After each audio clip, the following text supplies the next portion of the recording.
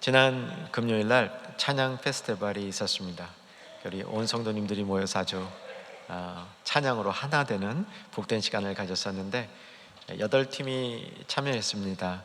그래서 이제 다 끝나고 8팀과 시상을 하기 위해서 이제 시상 후에 사진을 찍는데, 거기에 참여했던 우리 어린 아이가 하나 있었습니다.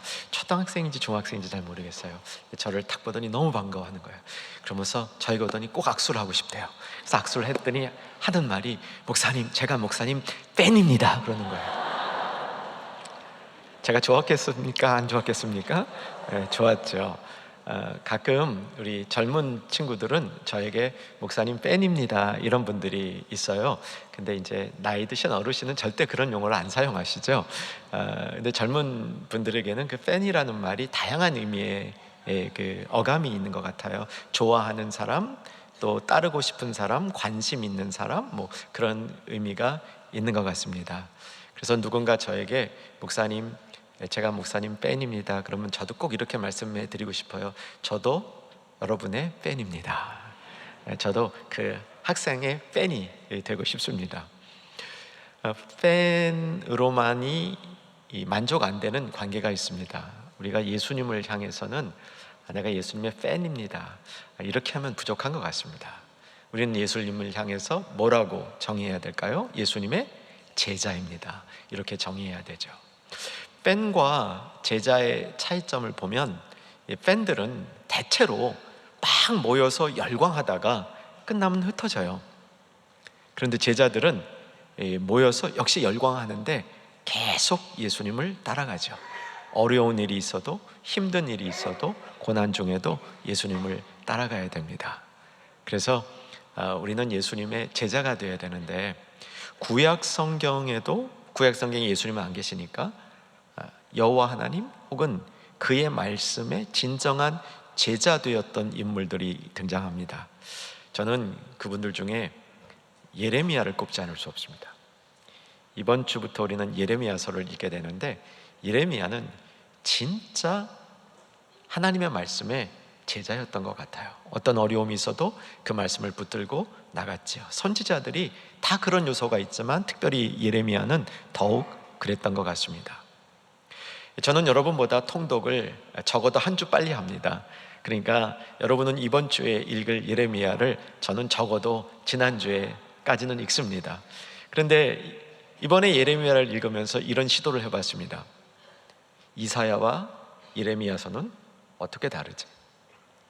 두 개 다 엄청난 분량의 선지서이고, 이사야 선지자, 예레미야 선지자, 정말 탁월한 하나님의 사람들인데, 이 두 사람의 글에는, 선지서에는 확연한 차이가 나타납니다. 이사야서는 지난주에 말씀을 요약해보면 큰 시각을 우리에게 보여주죠. 그러니까 하나님이 궁극적으로 최종적으로 이루실 그 회복의 계획을 우리에게 보여주시는 겁니다. 그때 그 회복의 계획이 하도 장엄하고 깊이 있고 너무 풍성해서 우리는 그 안에서 정말 소망의 즐거움으로 헐떡이게 되는 거죠. 그래서 저는 이사야서를 이렇게 정의해 봤습니다. 이사야서는 우리에게 소망을 챙겨준다. 그냥 긍정적인 사고가 아닙니다. 고난받는 종을 통해서 땅 끝까지 하나님의 의가 드러나는 그런 하나님의 구원의 이 계획을 어쩌면 그렇게 잘 보여주는지 그 깊이에 놀라지 않을 수 없습니다. 그런데 예레미야는 조금 달라요. 이제 여러분 이번 주에 예레미야 1장에서 33장까지 읽으시게 됩니다. 예레미야서에서는요, 무조건 29장에서 33장이 중요합니다. 예레미야서 여러분 읽으실 때 29장에서 33장까지를 잘 읽으셔야 됩니다. 여기에 뭐가 나타나냐면 새 언약이 나타나요. 새 언약이 나타나는데, 그렇기 때문에 구약 성경 전체에서 어쩌면 제일 중요하다고 말해도 과언이 아닙니다. 예레미야의 새 언약이 나타나는 절은 외우기도 쉬워요. 3.1절 2번 하시면 돼요. 31장 31절, 예레미야 31장 31절 한번 볼까요? 제가 읽습니다. 여호와의 말씀이니라. 보라, 날이 이르리니. 회복의 날이 이른다는 겁니다. 내가 이스라엘 집과 유다 집에 무엇을? 새 언약을 맺으리라. 33절로 가주실래요? 자, 이 새 언약의 내용이 나타납니다. 같이 읽겠습니다. 그러나 그날 후에 내가 이스라엘 집과 맺을 언약은 이러하니 곧 내가 나의 법을 그의 속에 두며 그의 마음에 기록하여 나는 그들의 하나님이 되고 그들은 내 백성이 될 것이라. 여호와의 말씀이니라. 맺을 언약이 그 법을 어디에 둔다 그랬습니까? 그 법을 어디에 둔다고요? 그들 속과 마음에. 중요한 부분입니다.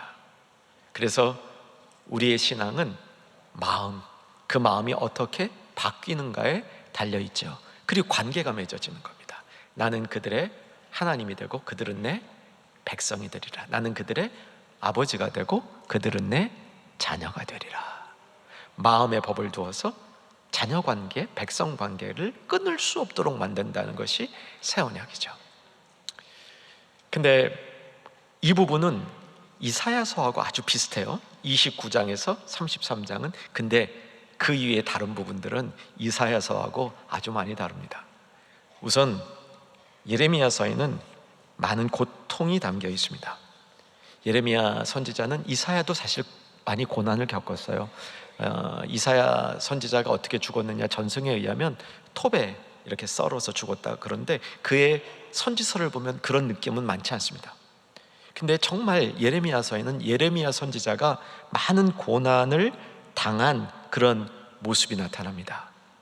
그 많은 고난을 당하고 있는 이 예레미야를 통해서 결국은 예레미야서를 통해서 우리에게 도전하는 한 단어가 있다면, 이사야서가 소망이라면 예레미야서는 우리에게 마음을 챙겨줍니다.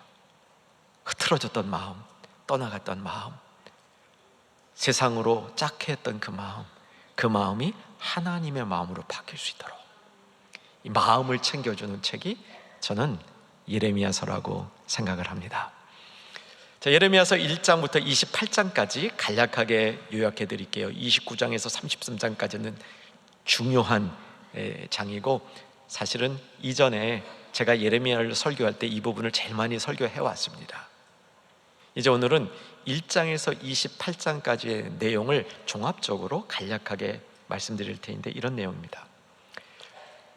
똑같은 내용이 반복돼요. 첫째, 하나님의 백성이 정말 나빠요. 하나님의 백성이 하나님의 법을 따르지 않아요. 하나님으로부터 자꾸 멀어져요. 그래서 이런 얘기들을 쭉 나누면서 이스라엘의 배반, 반역, 패역 등을 보여주고, 그들의 고집센 이 하나님 멀리하기, 마음이 철저히 어두워져 있는 모습들을 얘기하면서 강하게 경고합니다. 망할 수밖에 없는 사람들이라. 망해도 싸다! 라고 얘기하는 겁니다. 우리는 예레미야서를 읽으면서 이것이 남의 얘기가 아니라 내 얘기인 줄로 읽으셔야 한다는 사실이죠. 얼마나 하나님의 백성이 하나님을 멀리하는지 그 모습을 낱낱이 보여주면서 그때 하나님의 마음이 얼마나 아팠는지를 보여주는 거예요. 정말 그 부분을 읽을 때마다 동의가 돼요. 자, 이러면 하나님은 이 백성을 심판할 수밖에 없구나. 너무나 정당한 하나님의 이 다음 행위에 대해서 우리는 동의할 수밖에 없는 그런 상황에 빠지는데, 예레미야서를 또 차분히 읽다 보면요, 그런 하나님이 안타까워하세요. 그러면서 계속 돌아오라고 얘기하는 거예요. 돌이키기를 바라는 겁니다. 그러니까 너희들이 멸망해야 마땅하다, 너무나 마땅한 상황을 보여주면서도 진짜 하나님의 마음은 멸망하기를 바라는 것이 아니라 거기서 돌아오기를 바라는 마음이 구구절절히 묻어 있어요. 자, 예레미야에 나오는 그 구절 하나를 읽어드릴 테는데, 여러분 예레미야서를 읽을 때요, 우리 마음이잖아요. 마음에 집중해 보시고요. 특별히 예레미야서는 읽다 보면요, 굉장히 우리의 마음에 이렇게 콱 다가오고 찔리는 이야기들이 있어요.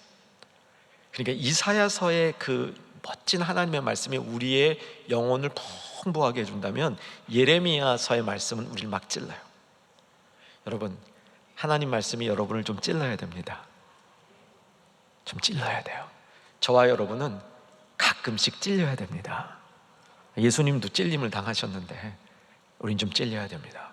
예레미야서는 이 우리의 마음을 찔러서 하나님께로부터 돌아오게 하는, 하나님께로 돌아오게 하는 탁월한 책입니다.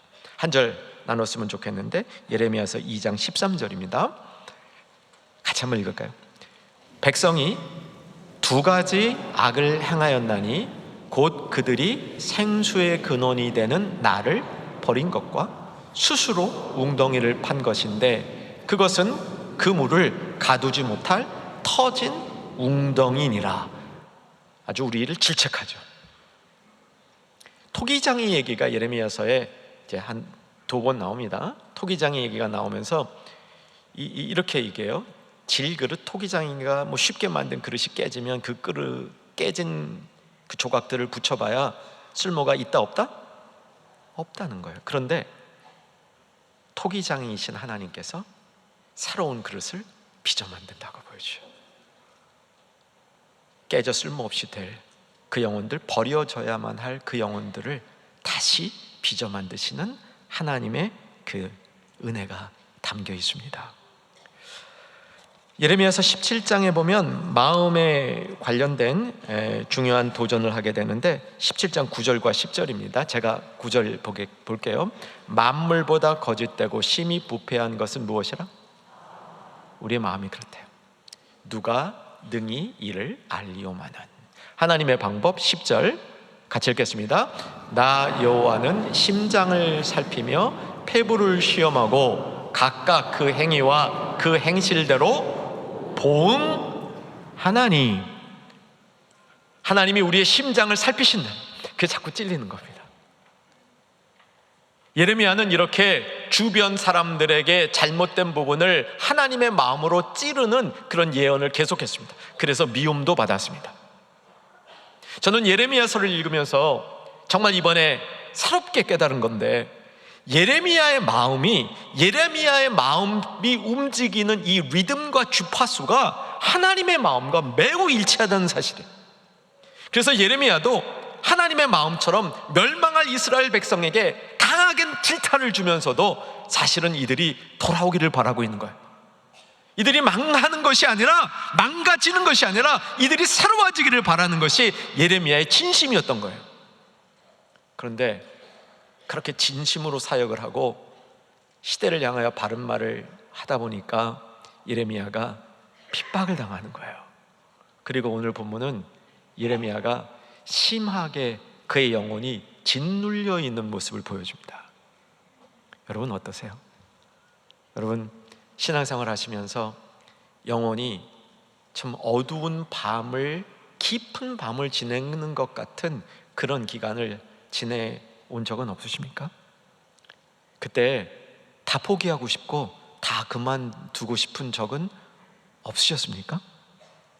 예레미야는 자신의 영혼이 매우 힘든 상황을 경험하고 있음을 본문을 통해서 보여주고 있습니다. 자, 한번 같이 봤으면 좋겠는데 7절 말씀이죠. 시작이 7절입니다.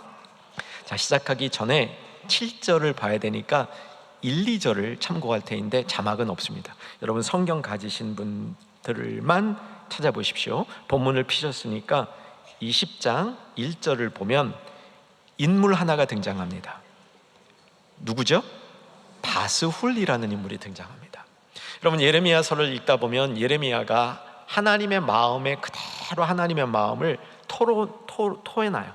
하나님의 말씀이 우리의 심장과 피부를 찌른다 그랬으니까 거기에 찔린 사람 중에는 하나님 앞에 돌아온 사람도 있지만 강하게 거부하는 사람들이 생긴 겁니다.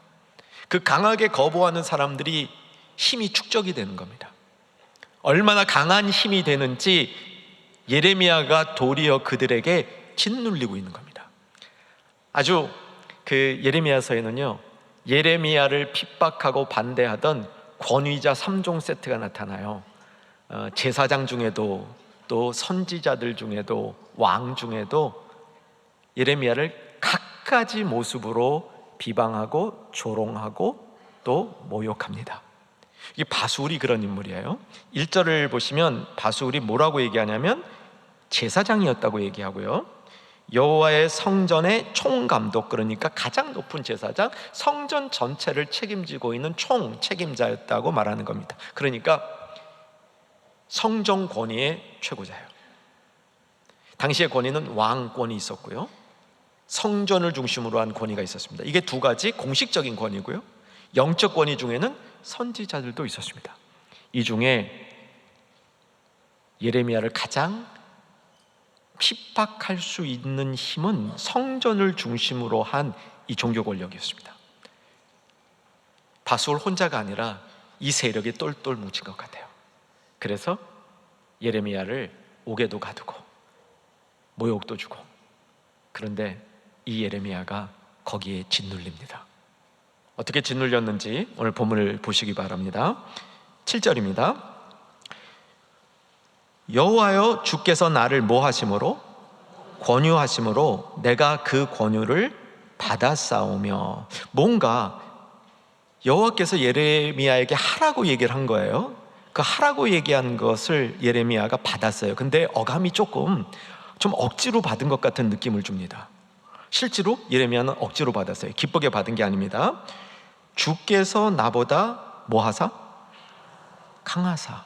이건 맞는 말이죠. 예레미야보다 하나님이 강하기 때문에 예레미야가 권유하는 것을 본인은 싫었지만 억지로 그것을 받았다고 얘기하는 겁니다. 그 억지로 권유함을 받고 하나님이 하라는 일을 하기 싫었는데 하다가는 본인이 이런 힘든 일이 생길 줄 알았는데 진짜 생긴 거예요. 그래서 예레미야가 하나님 앞에 투덜거리고 있습니다. 자, 7절 뒷부분 보면 내가 붙어볼 겁니다. 내가 조롱거리가 되니 사람마다 종일토록 나를 조롱하나이다. 조롱받고 있어요. 선지자가 조롱받고 있습니다. 자, 8절은 같이 읽으면 좋을 것 같습니다. 같이 읽겠습니다.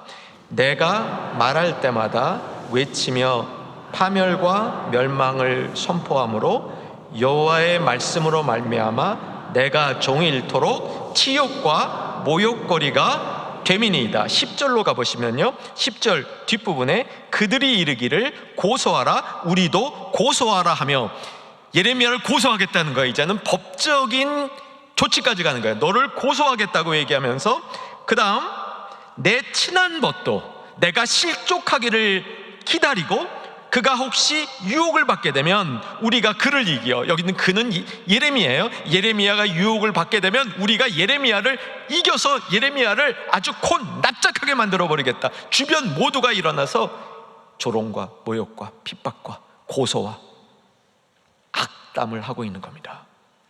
여러분, 예레미야가 강한 사람 같아요? 약한 사람 같아요? 꽤 강한 사람 같습니다. 저는 이런 예레미야의 강인함을 존경합니다. 그런데도 짓눌릴 때가 있는 거예요. 예레미야가 짓눌렸습니다. 7절에 여호와 주께서 나를 권유하심으로. 이 권유라는 게 무슨 말일까? 영어 번역 중에 가장 많이 보는, 요즘 가장 이 복음주에서 많이 보는 영어 번역은 ESV라는 번역인데요, 이 ESV 번역을 보면 권유하셨다는 말이 속이셨다는 거예요. deceive라는 말을 사용하고 있습니다. 여호와께서 나를 속이셨대. 어디 속이셨겠어요? 근데 예레미야가 자기의 실망한 모습을 얘기하면서 자기가 속았다고 얘기하는 겁니다. 아마 이런 것 같아요. 혹시 오늘 우리 할렐루야 찬양대로 또 오케스트라로 봉사하시는 분들, 헌금으로 교회 주차 안내 등등 여러 가지 교회 봉사하시는 분들, 여러분 이 봉사할 때 혹시 이런 마음 아니셨나요? 별로 하고 싶지는 않은데, 이제 그만하고 싶은데, 내가 뭐 한 이제 꽤 몇 년 했으니까 나 이제 좀 중단하고 싶은데, 옆에서 하도 권해가지고 내가 그 권유에 못 이겨서 이 봉사를 계속하고 있는데, 봉사를 내가 이렇게 하면 하나님이 나 좀 봐주셔야 될 거 아니야. 좀 칭찬도 더 많이 듣게 하고, 하는 세상 일도 좀 잘 되게 하고, 뭐 내가 필요한 거 다 좀 공급되어 줘야 되는 거 아니야? 이런 마음이 우리에게 들 수 있지 않겠어요? 그런데 봉사를 하는데 예상했던 대로 힘들어. 이게 봉사를 하면서 계속 주변에 여러 이야기도 들어. 속상한 말도 들어. 몸도 피곤해. 좀 자고 싶은데 일찍 나와야 되고, 일찍 가고 싶은데 못 가야 되고, 모여서 그냥 봉사하다 보면 좀 힘들고 어렵고 그런 마음 들 때가 있지 않을까요? 이런 마음 드는 게 예레미야에게 있어서는 자기 속에 일어나는 솔직한 감정을 하나님 앞에 토로해 놓는 시간이 되었던 겁니다. 예레미야가 이렇게 얘기하는 거예요. 거 보세요. 내가 이 일 하고 싶지 않다 그랬잖아요. 그런데 하나님이 강권하셨잖아요. 그래서 제가 하나님과 붙어서 싸워봐야 이기지 못하다는 걸 알아가지고 이거를 하기로 정했잖아요. 그러고 하는데 왜 이렇게 점점 더 어렵게만 만드시는 겁니까? 라고 예레미야가 항변을 하고 있는 겁니다. 어떤 선교사님이요, 이 청년 하나가 목사님, 제가 목사님 선교지에 가서요 한 1년만 도와도 될까요? 거기 오면 좀 힘들지 않을까요? 제 청년이 물었답니다. 선교사님이 안 힘들다고, 다 사람 사는데 비슷하다고, 와보라고, 좋은 일이 많을 거라고. 이 청년이 그래 좋은 일이 많겠지 하고 갔는데 뭐가 좋아? 그냥 어려운 일만 계속되는 거예요. 그래서 선교사님한테 아니 여기 오면 좋은 일이 많이 있을 거라고 말씀하지 않으셨냐고. 그러니까 선교사님이 하시는 말씀이 다 지금 말고 나중에 좋은 일이 많을 거라고. 예레미야가 몰랐던 건 아니에요. 알았어요. 그러나 가기 싫었어요. 그런데 하나님이 거짓말한 건 아니에요. 근데 설득을 한 겁니다. 설득에 예레미야가 그냥 넘어갔어요. 왜냐하면 하나님이 나보다 강하셔요. 여러분, 하나님이 나보다 강하시다는 게 무슨 뜻일까요? 당연히 힘이 세다는 거죠. 그런데 힘만 세다는 게 아닙니다. 하나님이 강하시다는 말에는 하나님이 나보다 나를 더 잘하셔요. 아멘?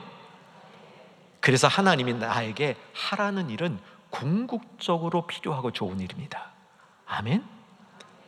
근데 예레미야가 여기서 흔들리고 있는 겁니다. 그냥 그 순간에 예레미야는 하기 싫었던 거예요. 그래서 예레미야가 9절에 보니까 드디어 마음의 결단을 합니다. 9절 앞부분만 볼 겁니다.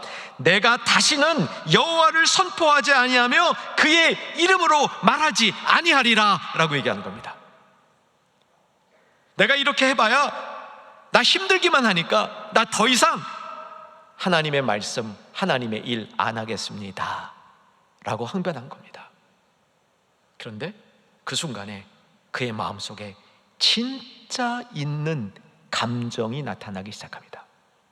그의 마음속에 진짜 있는 감정이 나타나는데 그 감정이 무엇인지 같이 읽어야 될 것 같아요. 나의 마음, 찾으셨죠? 읽겠습니다. 나의 마음이 불붙는 것 같아서 골수에 사무치니 답답하여 견딜 수 없나이다. 여러분, 우리의 마음이 참 여러 가지 요소들이 있습니다. 우리의 마음이 여러 가지 요소들이 있는데 그 우리의 마음 속에 우리가 구원받을 때, 야고보 사도에 의하면 우리가 구원을 받을 때 하나님이 우리의 마음 속에 그의 말씀을 심겨놨다 이렇게 돼 있어요. 마음에 심긴 도라고 우리 말 번역은 돼 있습니다. 하나님이 말씀을 이해하고 말씀이 우리 안에 작동하는 길을, 그 말씀 자체를 우리에게 심어 놓으셨다는 거예요. 그래서 여러분, 구원받은 하나님의 백성은 하나님의 말씀을 들을 때 들은 말씀이 우리에게, 그 들은 말씀이 우리 안에서 움직이고 작동합니다. 예레미야가 나 안 해 했을 때 그 예레미야에게 거부할 수 없는 부르심이 나타나는 겁니다. 거부할 수 없는 부르심, 피할 수 없는 부르심이 나타나는 겁니다. 그래서 그는 다시 그 마음속에 마음이 불붙는 것 같아요. 마음이 살아나는 거예요. 낙심했던 마음이 살아나는 겁니다. 여러분, 인생의 신앙의 큰 적이 낙심입니다. 이 시간 한번 제가 믿음으로 선포했으면 좋겠어요. 이 시간 예배드리는 중현의 가족들은 낙심을 이기는 성도 되기를 주의 이름으로 축원합니다. 이게 되면 우리의 신앙이 살아나요. 인생이 살아납니다. 놀라운 아주 안 좋은 인생의 적이 낙심이라는 겁니다. 낙심은 누구에게나 찾아옵니다. 그래서 예레미야도 낙심했어요. 조롱과 비방과 고소와 여러 가지 압력 때문에 그 강한 예레미야도 낙심했어요. 이 낙심을 이기는 힘이 어디 있다고요? 낙심을 이기는 힘은 우리를 하나님이 부르실 때 우리 마음속에 하나님의 말씀을 심어놨는데 그 말씀이 다시 타는 거예요. 그 말씀이 작동하는 겁니다. 거기에 말씀이 불붙는 겁니다. 이것으로 낙심을 이기는 겁니다. 여러분, 구원받으신 성도인이신 줄로 믿습니다. 하나님이 이 시간에 저와 여러분의 심령 속에 심어둔 그 말씀 다시 한번 확인시켜주는 역사가 임하기를 소망합니다. 아직 그 말씀이 심기어지지 않은 성도가 계시다면 오늘 이 예배 중에 하나님의 말씀을 이해하는 길이 여러분의 심령에 자리 잡기를 소망합니다. 그리고 이게 불이 붙는 거예요. 이 불이 붙는 게 우리를 다시 소생시키는 하나님의 역사라는 겁니다. 성경을 깊게 연구하시는 분들 중에 우리 성경이 말하는 큰 이 교리 중에 피할 수 없는 하나님의 은혜라는 교리가 있습니다. 저항할 수 없는 혹은 거부할 수 없는 하나님의 은혜라는 교리가 있어요. 하나님이 우리에게 은혜를 주실 때 인간이 그것을 거부할 수 없다는 겁니다. 여러분, 이런 은혜의 소유자이신 줄로 믿습니다. 하나님이 주시는 은혜를 인간이 거부할 수 있는 길이 없고, 인간은 그 밀려오는 듯한 하나님의 은혜를 경험했기 때문에 하나님의 사람이 되는 겁니다. 예레미야 선지자가 우리의 마음을 챙기도록 얘기할 때 하나님이 우리에게 주시는 불가항력적인 거부할 수 없는 은혜들은 우리의 마음을 만지고 우리의 마음을 새롭게 하는 그런 힘이 있다는 걸 보여주는 거죠. 제가 신학교에서 공부할 때 교수님으로부터 거부할 수 없는 하나님의 은혜에 관해서 이런 예화를 들은 적이 있습니다. 뭐 유럽인지 미국인지 모르겠어요. 이제 그 옛날이죠. 옛날 그 마을에 종탑, 교회 종소리 있죠. 종치는 종탑. 이 교회 종소리하고 좀 관련된 신앙 있는 분들도 있을 거예요. 예전엔 이 종을 쳤잖아요, 그죠? 왜 쳤죠? 교회 오라고 친 거잖아요. 교회 오라고. 시계들도 없고 그러니까 교회 오라고 친 거예요. 땡땡땡 하면 이제부터 준비해서 교회로 오세요, 이런 뜻이었어요. 우리 충영교회도요, 1월 1일 날 그 당시에 종 치던 시절에 종소리 듣고 교회 나와서 그 이후로 새벽 기도 거의 빠짐없이 나오면서 교회에 충실한 일꾼 된 분 간증이 있다는 거 아시죠? 모르시면 아시기 바랍니다. 이 종소리가 때로는 사람을 크게 만들어요. 근데 그 마을에 이제 옛날 같으면 그 마을에 대부분 다 믿는 사람들이거든요. 종을 치면 이제 사람들이 그 교회로 몰리는 거야. 교회로 몰려오는데 이 종소리를 못 듣는 아이가 한 명 있었습니다. 이 아이는 신체 어디에 어려움이 있었겠습니까? 귀에 있었겠죠. 그래서 종소리를 들은 적이 없어요. 근데 사람들이 막 교회로 가는 거야. 자기는 종소리를 못 들었어. 그러다가 어떤 의사의 시술 때문에 드디어 소리를 듣게 됐습니다. 난생 처음 종소리를 듣게 된 겁니다. 이 난생 처음 종소리가 그의 마음속에 들어오게 될 때, 그 마음속에 들어오는 그 종소리, 안 들리던 종소리가 마음에 들어오는 거, 이게 불가항력적인 은혜라, 이렇게 설명하시더라고요. 그 종소리가 귀가 열리면, 영적인 귀가 열리면 마음속으로 들어오는 겁니다. 그리고 그 종소리가 하나님 앞으로 부르는 종소리라는 것을 가르쳐 주지 않아도 아는 겁니다. 이게 불가항력적인 은혜인 거예요. 여러분, 이런 은혜를 받으신 줄로 믿습니다. 여러분, 이런 은혜를 사모하시기를 주의 이름으로 축원합니다. 불가항력적인 은혜로 부르심, 이게 예레미야가 경험한 거예요. 인생은 어두운 밤을 지낼 수 있습니다. 조롱도 받을 수 있고요, 모욕도 받을 수 있고요, 심한 실패감에 좌절할 수도 있습니다. 누가 고소한다는 얘기 때문에 마음이 무너질 수도 있어요. 그런데 이걸 이기는 힘이 어디에 있냐면 하나님의 부르심에 있습니다. 여러분, 혹시 힘들어서 나 이제 주의 일 그만할래요, 나 이제 그냥 교회 예배 드리는 거 그만할래요, 내가 얼마나 어렵게 주일날 그래도 대면 예배 드리겠다고 나왔는데 나 알아주는 사람 하나도 없고, 조그만 어떤 일에 시험 들어서 나 이제 그만할래요. 예레미야도 그랬어요. 예레미야도요, 정말 그런 마음이 들었습니다. 근데 저는 이게 예레미야의 멋이라고 생각합니다. 정말 힘든 일이 있을 때 예레미야는 하나님 앞에 이런 자신의 심경을 그대로 토로했습니다. 저 이제 더 이상 말씀 안 전할게요. 그랬더니 불가항력적인 은혜가 그를 붙잡은 겁니다. 그의 마음이 갑자기 또 뜨거워지는 거예요. 안전할 수 없구나, 내 마음이 불타서 골수에 사무치니 내가 하나님의 말씀을 전하지 않을 수 없구나. 예레미야가 이런 고백을 주 앞에 드리는 겁니다. 이제 말씀을 정리하겠습니다. 우리를 발전시키고 우리가 조금이나마 더 나은 사람이 된 것은 평안할 때라기보다는 고통스러울 때일 겁니다. 잘 될 때보다는 어려움이 있을 때일 겁니다.